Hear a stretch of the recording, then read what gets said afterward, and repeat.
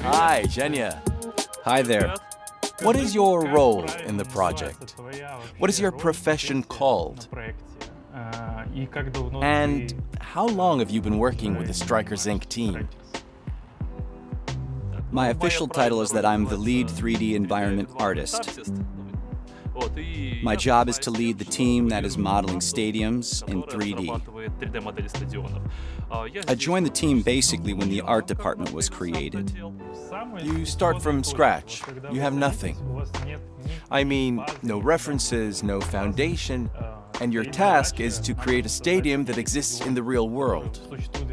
What are your first steps then? How do you normally start?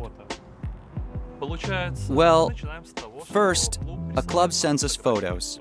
Most of the time we receive something, which is great, as the shots make things significantly easier.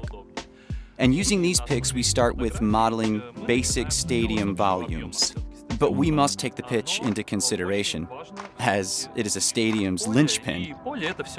So we build our model on the actual pitch measurements. We examine real-world stadium geometry, because every stadium has its touchline, its pitch dimensions. We can't ignore it. Everything in parallel to make the result seamless.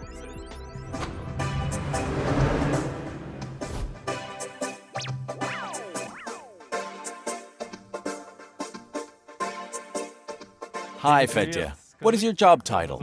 And how long have you been with the Strikers team? Hi there. I'm a lighting and level artist, and I've already been here for 3 years. So, we make grounds, set up lighting, breathe life into everyone and everything. Okay, we have this list. Now, can you explain what level art means in detail? We work mainly with 2 areas. Firstly, it's the level art as it is. We fill the ground with all possible variety of objects. We call them props.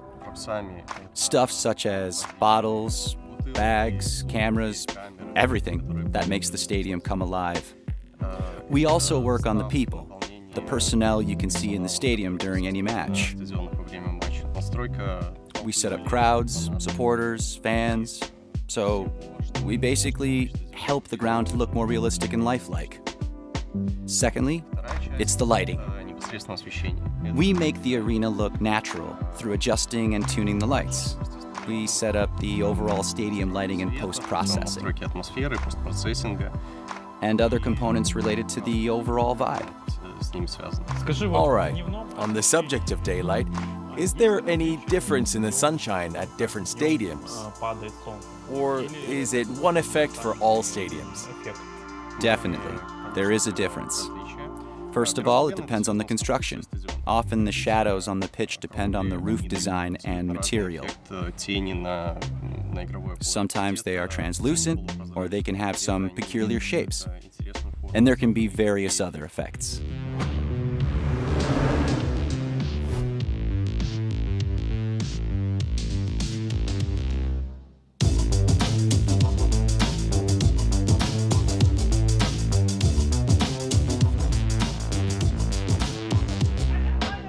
I begin with the introduction to the camera. What should I do then? Just smile and look there. Are we on? On air? We are here with Zhenya Rivkovsky, and we came to support the Strikers football team, playing in the amateur league. Hey, camera, show them the guys playing so they can see it's for real. So, tell us please, what do you do at Strikers, and how long have you done that for? There's nothing we didn't do at Strikers. I've been with the team quite a while. Soon I'll begin my 4th year. Okay, actually, there's a lot that we do. Let's start with our most recent tasks. We design the tunnels that the players go through to enter the pitch from scratch. You know those archways they use? We have our own that are versatile and unique.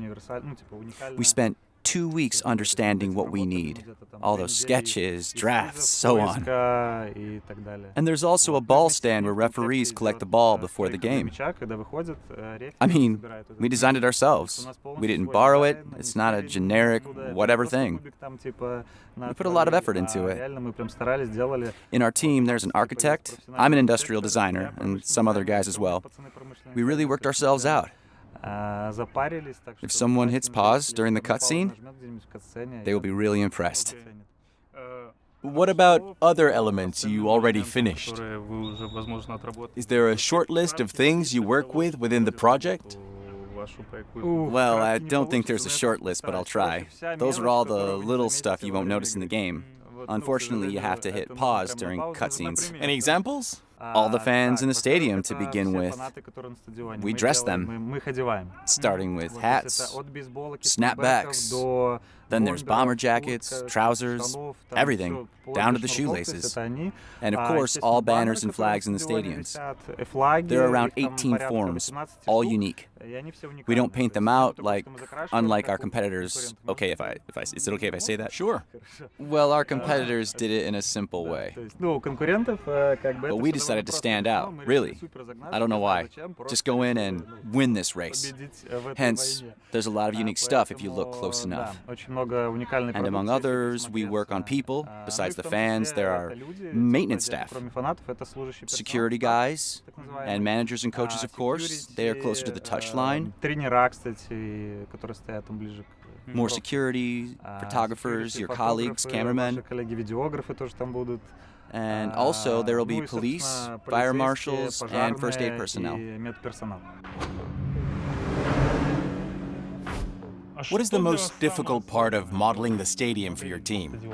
Well, one of the hardest things of all is to find the balance between creating a realistic and well-constructed building and us creating a video game. So the grounds should become a piece of artwork after all. And they should be visually attractive and fit in nicely into the game.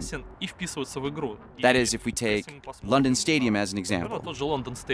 It is very detailed. There's a lot of construction structures. It has a sophisticated roof. There's also another thing to consider. When we work on historic, iconic grounds, these are stadiums with a visible imprint of time. Their materials are tricky.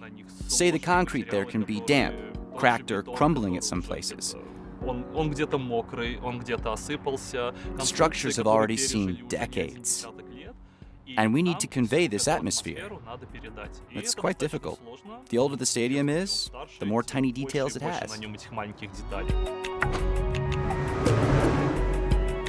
Let's get back to the personnel, since you're working on people as well. Please, if you can, tell us what your standard pipeline looks like. So you receive some 3D models from the equipment department, and you somehow distribute those models over the stadium, right? Right, that's what we do. Speaking of licensed grounds, we carefully analyze the footage made during the matches on each stadium. Our goal is to find out where exactly you can find personnel on match days. Then we combine those with our vision. If we couldn't find something in the references, we add our own input. How many security guards, first responders, and others, and where? We merge the real data and our estimations to map personnel and set up the scene.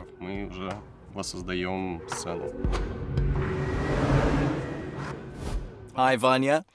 Guys, you might have seen Vanya in episode 1. So this is a unique opportunity to peek into the technical aspects of the work on stadiums. Why don't you show us something cool?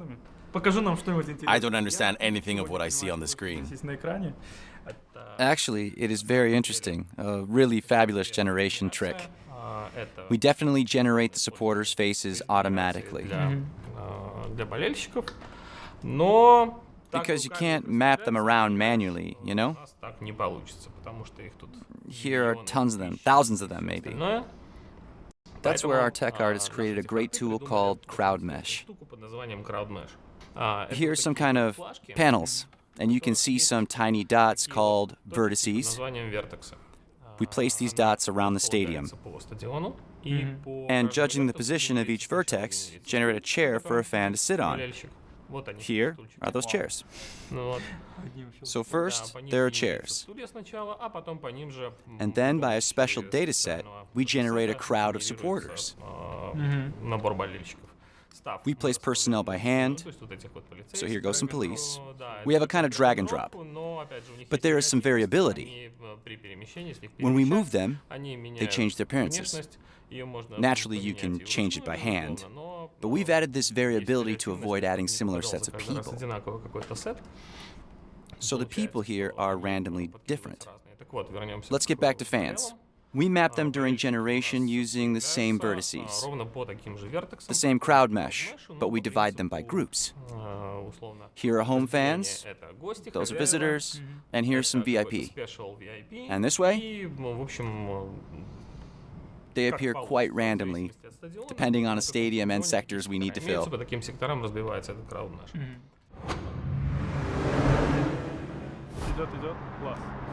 Zhenya, what do you think? Shocked. This will be hard work for me today. Perfect. Yeah, I like it too. Should we swap places? Record the whole thing from scratch? Okay, let's give it another go. I think I'm ready. Ready? Camera, action. Yeah? What do you think? No, really, it's amazing. I didn't expect we would be able to film here. I absolutely love it. Okay, so, ready? Camera, Zhenya, could you please tell us about some of the subtle yet difficult challenges of your job? Those things behind the scenes. Something that ordinary people like myself and our viewers, and even players, aren't aware of when they see your job. The public tends to think they designed it, released it, and then forgot about it. There's a sort of fear, because in all the time I spent working on the game, and I've been doing it for almost 4 years, some guys and gals, maybe even longer, for all those years, we had no feedback from a focus group or from any global audience. We don't know for sure what their reaction will be.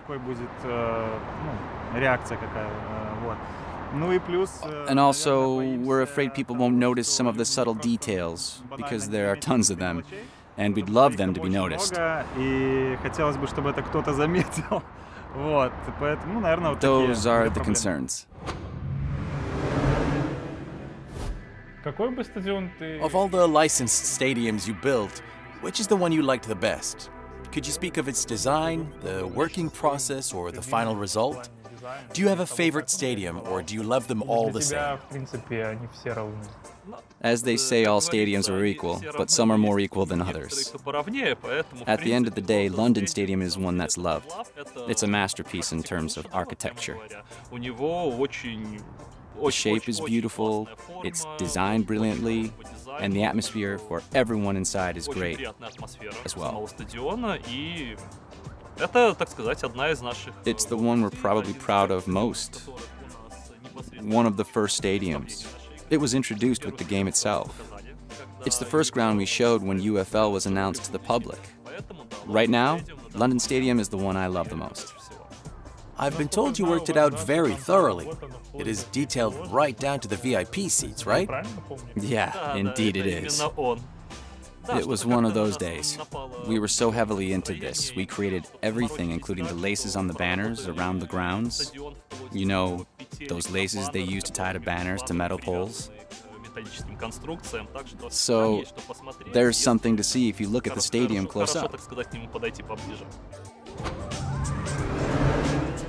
Cool. Of all the stadiums you've been working on, can you point out to us some of the special nuances? I mean, in terms of level art, for example. We always try to reproduce the unique features of a stadium in our level art. We spot those specific things while watching the videos or examining other references. For example, at a Vodafone, there's a lot of security guards. And we try to reproduce and bring them into action. At other stadiums, we are often helped by our environment department. There can be these one-of-a-kind props available only in those arenas. For example, at London Stadium, there are machines blowing soap bubbles all over the stadium. We added them too. At Bay Arena, we added a referee picket. It's a unique element of the stadium. You know, there's no other ground with a thing like this, as far as I know. As for our concept stadiums, we create ours from scratch. We develop them from our own ideas. We added something special there, but we'll hold it back for the game launch. It's a surprise.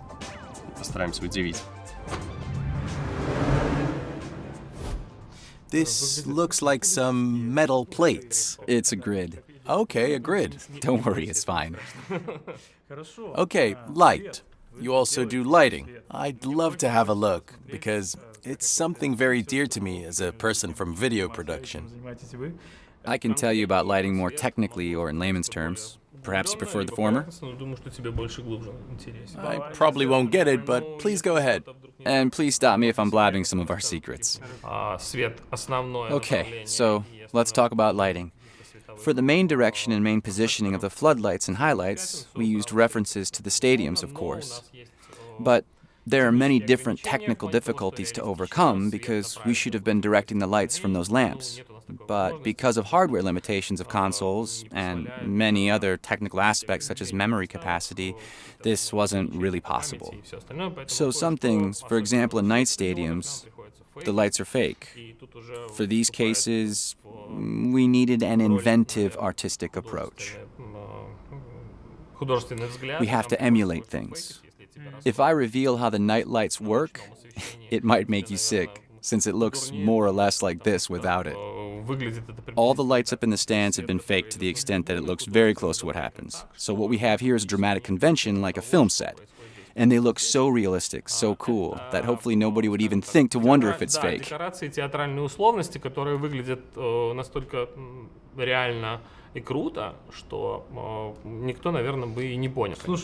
Each one of these devices here, every light source has its own purpose, right? Each one emits a certain kind of light ray, correct? Yeah, and here's how it looks if you were curious. I should have asked that earlier. But yes, they have got lots of purposes. It emulates lighting around the stadium and all the different floodlights reflecting off the pitch.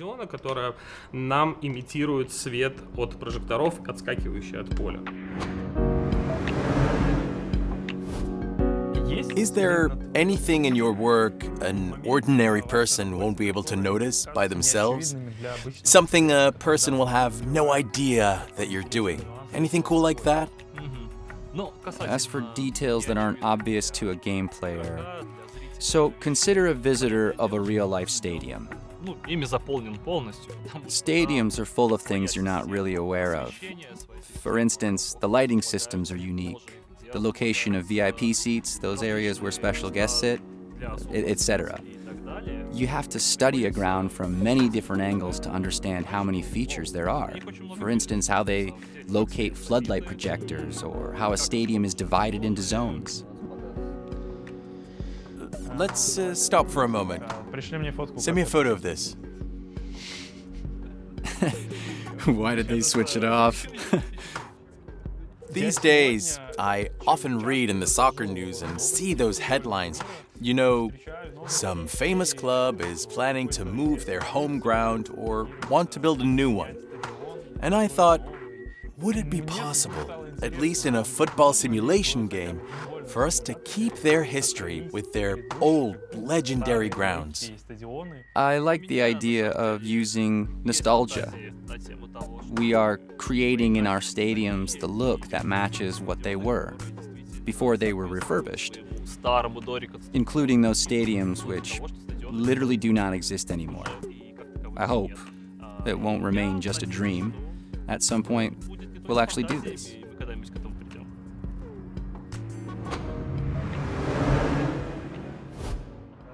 In here, I often see firefighting teams, police officers, and other governmental folk. Those government entities are probably difficult to refer to in any video game. Every country has its own uniform. Oh, yes. And what is your solution? At first, we thought to go big in style. We created lots of firefighters and police officers matching their individual region or country. In the US, they wear uniforms depending on the state. In Europe, everyone was different. So I made police officers, say, from the Netherlands or from France, but with a twist. Of course, I never copied their uniform. We had our own take on them. It's like originally we created lots of different sets, but then we realized the engine was going to blow up, so now we have just one. Currently, we have just one cop, but we dress them in the highest of police fashion. Modern, cool, trendy. I can tell you more about the police if you're up for it. In our department, we make jokes that after the football project is finished, we can immediately switch to a police and firefighters versus zombie game. We had tons of iterations of cops and firefighters. At first, all of them were really skinny. We made them more sturdy, changed their clothes. Then we created this 3D stuff from scratch. And a year later, when we realized that it wasn't working, we reworked it again. If you put them together, you can do another game with fans as zombies because we've got lots of crowds too. So if anything, we have an alternate project. Just in case, that'll be our emergency exit. And we took time with the ball boy. Boy, we laughed at the first sketches. So we drew him from scratch. And instead of a youth, we got a young elder. A 13 years old guy with wrinkles, and he was dressed like a beggar. There's always lots of fun when we create models. Yeah, this has been great. That's it. Yep, let's go. Stop. Cut.